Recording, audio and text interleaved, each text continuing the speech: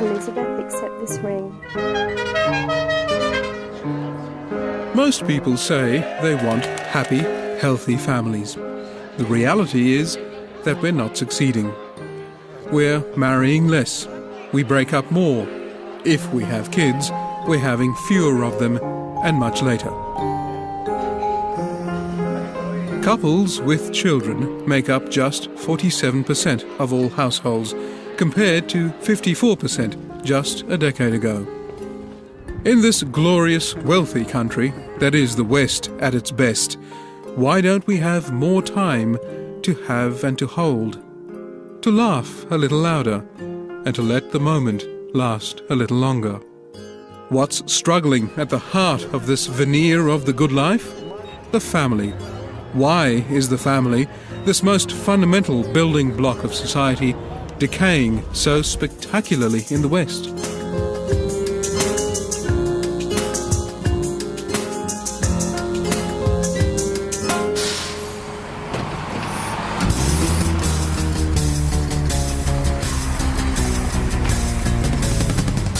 My name's Jocelyn. I live by myself in the inner city, Sydney, and I'm single.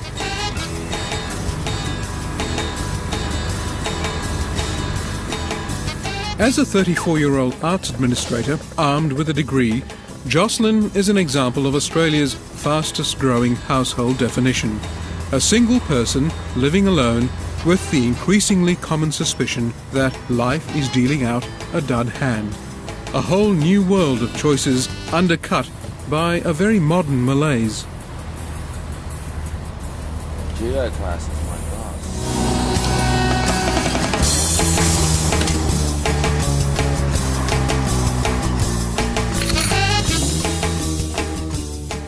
Yes, I've been to lots of weddings, particularly in the last few years. Everyone seems to be getting married.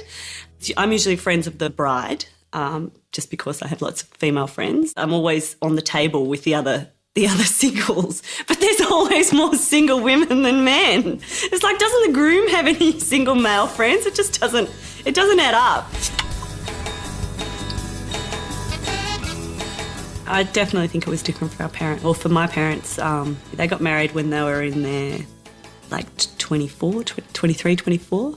And even that was quite old, And they both met through work.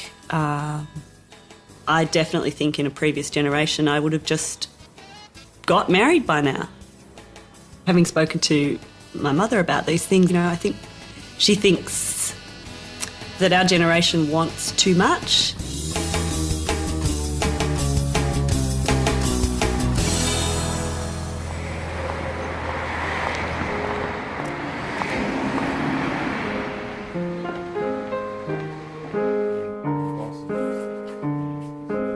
I got married when I was young. Just met the right man, thought I'd snap him up while he came by. We had 3 gorgeous, gorgeous children and lived a fairly idyllic life, really. All up, we were together for 22 years, and I'd say, in all honesty, the first 14 or 15 of those years were fairly happy. Just enjoyed a good solid family time.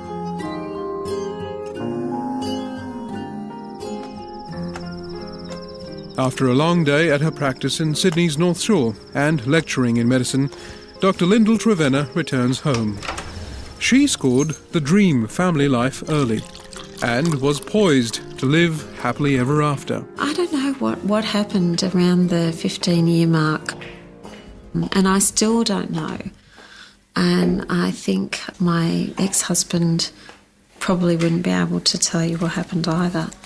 But my guess is that there was a gradual trend towards being seduced by materialism, by the job, and a culture in the corporate world which seemed to indicate that, drinks after work and extramarital relationships were fine and everybody did it, so you can have it too. And unfortunately, the repercussions of that were just far too great. We may be spirits in a material world, but we still like to share our consumption with someone close. And they don't come any closer than family. Love 'em or hate 'em, family is all we've got. Honey chicken or satay chicken? Honey chicken. The reality is that, research is showing that we do better when we are in partnerships or in satisfying relationships, at least, of some kind. And that as humans we seem to have a need to feel connected to and a sense of belonging with others. When I grew up in Asia, family was, and still is, what life is all about.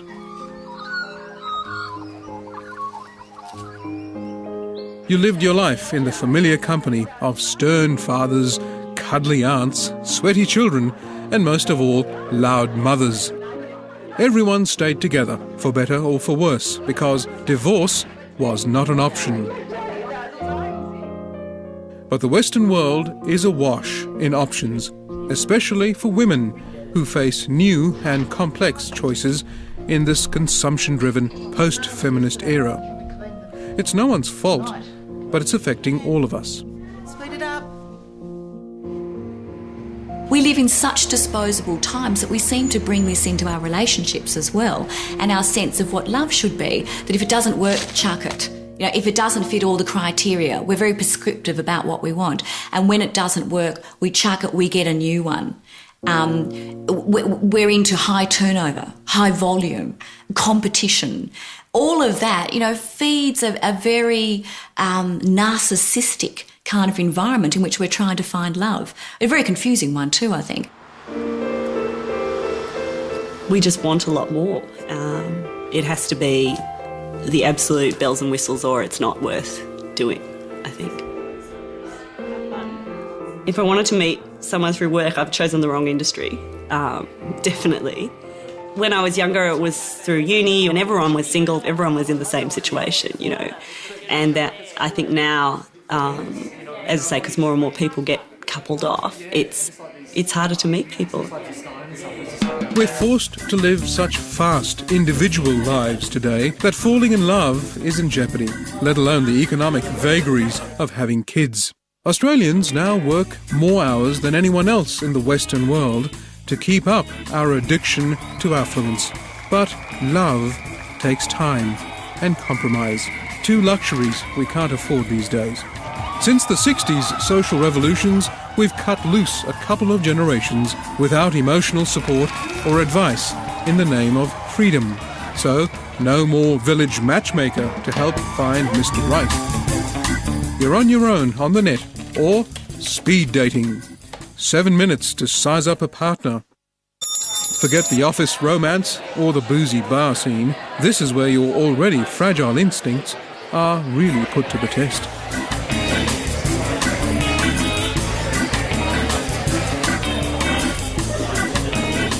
The majority of our database are women between the age of 30 to 32. They hit 30 and they say, something's got to change. I've been working my butt off. I am now an executive, I'm now a manager, or even, I'm owning my own business or whatever. Career's under control, but now I need a man. More singles, more money, more disconnection. We live and work not in a community that cares and shares anymore, but in an economy that adds and subtracts. Our workplaces are increasingly casualised and short-term, which means less income stability, less commitment all round. We're lectured daily that our Rolls-Royce Western economy needs a more flexible workforce to keep us competitive. Unfortunately, that flexibility now infects our personal relationships. Liquid love worries me. Liquid love is what we flow along and dip into and dip out of, but we don't want it to consolidate. We don't want the love to become solid because it will then ground us and possibly trap us. It's like the semi-detached couple. You're kind of in a relationship when it suits you, but kind of not when it doesn't. We aspire to the liquid lives of today's heroes, celebrities, who represent everything but old realities like getting married and staying married. Even new realities are struggling to stay true. After 30 years, feminism has delivered a fair go for women, but has feminism failed the family? One of the great things of second wave feminism was to get women into the workforce in big numbers, but it hasn't given us the structures or the templates with which to know how to balance a work life with family life, how to invest a good 10 or 15 years of ourselves in our career and our education, and then how do we put that on hold and have a family and not lose our foothold in the workplace? Or how do we have a family or have a child and return to the workplace and still be taken seriously in a really patriarchal workplace, or the patriarchal workplaces of Australia? So they're the sorts of things that feminism hasn't provided for us. Now, we have to work that out, but the tragedy is we're not working it out very well. We're not even talking about it. And that's causing a great deal of frustration for women. Frustration and also broken dreams. It's the "you can have it all" con that demands we be independent, financially and emotionally, or you're a failure.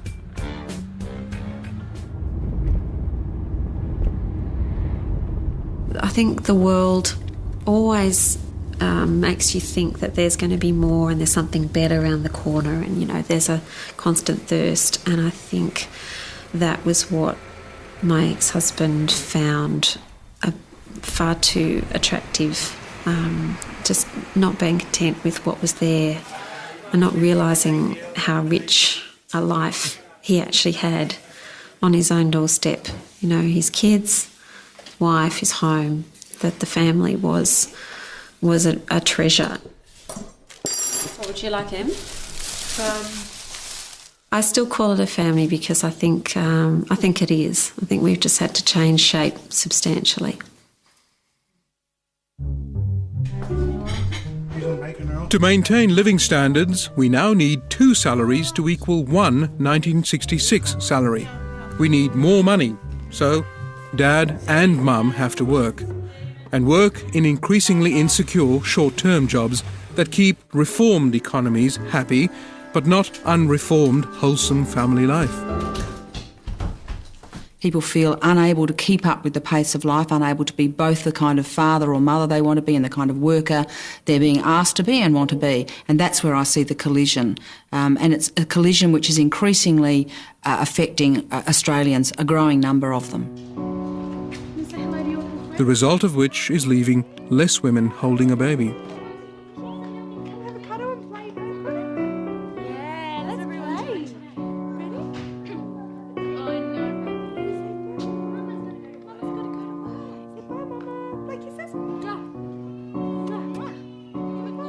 Choice is a really interesting word when it comes to women. And let's face it, I mean, the biggest identity a woman will have eventually is as either mother or non-mother. So when women make a choice to be a mother, or in fact not to be a mother, and then perhaps down the track maybe even regret that, whatever choice we make, it will be thrown back at us as, oh well, you've made your choice. You have been able to feast from a smorgasbord of choices that have never been available to women of past generations. So you've made your choice, now you live with it. Now, that's where choice can actually be a little bit of a poisonous thing. Why are we doing this to ourselves? Because we're spoilt for choice. We're desperate and clueless. What we have, we discard. Divorce, the soiled trophy of Western liberalism. I think the pressures on husband and wife are a bit different in many ways than they were. I think one of the more significant differences was the increasing amount of time people had to spend apart from their children. I think that itself carried with it a degree of problem so far as the maintenance of a family was concerned. Of course, the other feature was that quite often there was a great increase in the number of children who were born outside wedlock, which is sometimes overlooked, but it's been very significant. And you then get the sort of family breakdown problems of serial fathers and one mother and that sort of thing, which we didn't encounter very much or as much, in the earlier stages. But biology has a use-by date, and so do our emotions. Who's in charge here? Are there any rules left? Any discipline? This is life in the West today. We're just slaves on an economic treadmill that measures success not in terms of endearment, but in hard materialism. All we do is work all day and into the weekend, just to keep up with a bewildering market offering righteous self-indulgence now, over and above the family, the main reason for yesterday, today, and tomorrow. Oh, say thank you, The result of construing the self as kind of independent and separate from others, and the evidence suggests men tend to do this more than women, does mean that we're more likely to feel isolated and lonely, even in company, even in the bosom of the family, you get this effect. And now, sailing the uncharted waters of globalisation, we're more mobile with our careers and therefore have less opportunity to establish a local network. When we do, we're less inclined to talk to the neighbours, which is a bit sad in this suburban culture. And saddest of all, we're taking our children down into this mire of meaninglessness. I have never seen a more lost generation of kids. It's almost like the spark of God is lost within them. There's a hollow shell. They're always listening to their iPods. They don't even want to talk to their parents. They just want to be left alone in their rooms.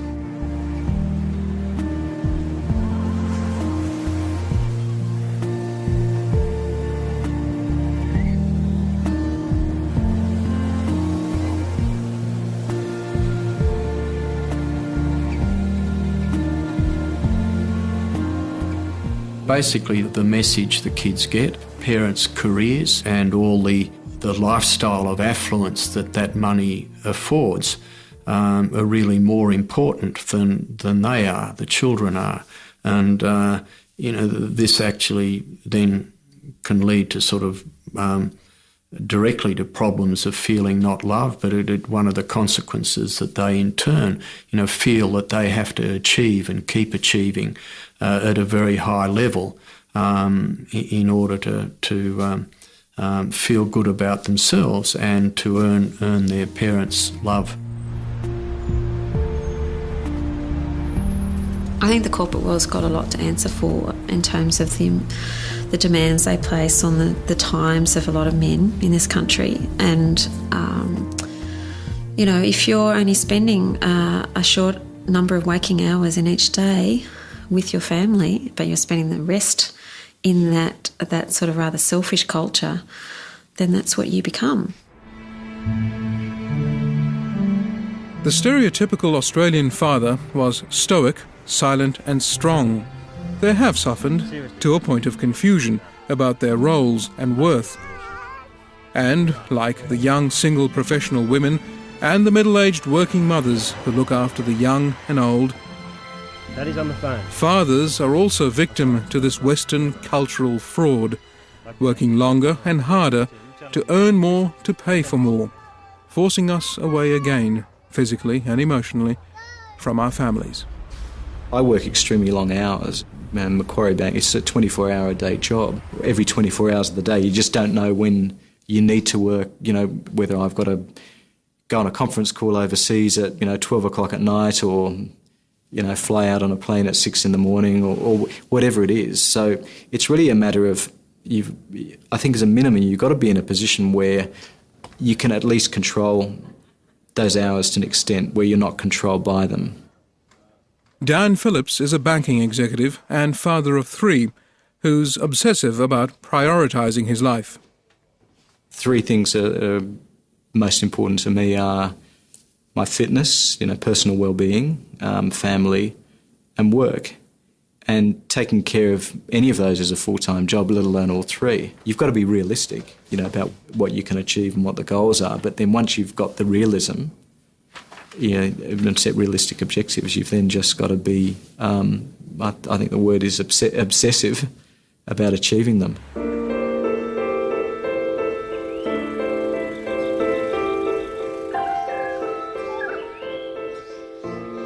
The Pathways Foundation, based in Queensland, was developed by men interested and concerned about the health and well-being of boys and young men in Australia. In an era of time is money, Pathways encourages fathers to unplug and get away from their high-powered offices to reconnect with their sons. Oh no, we have to get that hoop-like shit. What does it say? We have to get one of the hoop-y things. Yeah. Goes across the front, I think. Okay. What we're finding is that so many men are overwhelmed by the responsibilities of work, and that when they're not working with mobile phones and other commitments, what tends to happen is they get very little time with their families. So the main thrust of our program is around encouraging men to look to find that balance where family is important, family is a priority, but they can also provide for them and have a job and have a career. That's it. And you can hang on to Nigel's head if you like. Trouble is, we may all have to become merchant bankers to pay for our accumulating lifestyles. When did we allow play to become so structured and artificial, so removed from home? I would hope that in 5 years, certainly in 10 years, the demands will be different. And, I mean, life is always in reverse, isn't it? If you could have your mortgage when you're late in life, when you don't have all those other pressures, well, that would be perfect. Just like if, you know, when you've got all the time to spend with the kids, well, that's when you don't have your career anymore. But unfortunately, they're not kids anymore. And we risk losing the only love that matters.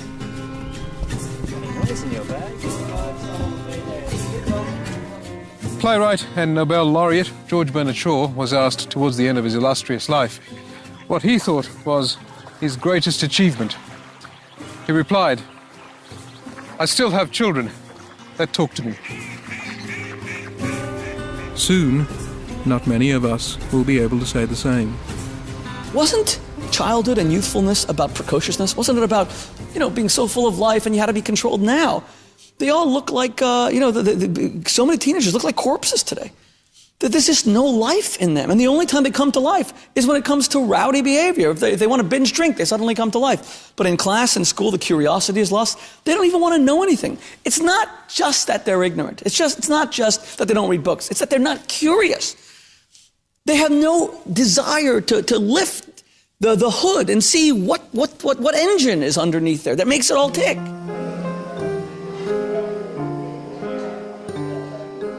We don't have the time, the money, the support, the traditions, or the family anymore to have and share kids that will talk to us at day's dawn or life's twilight. And this is supposed to be the West at its best.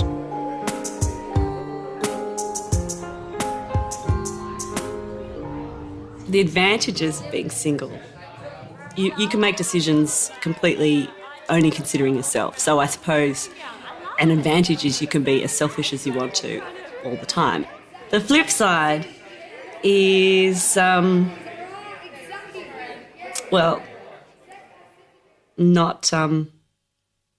having someone to be close to all the time.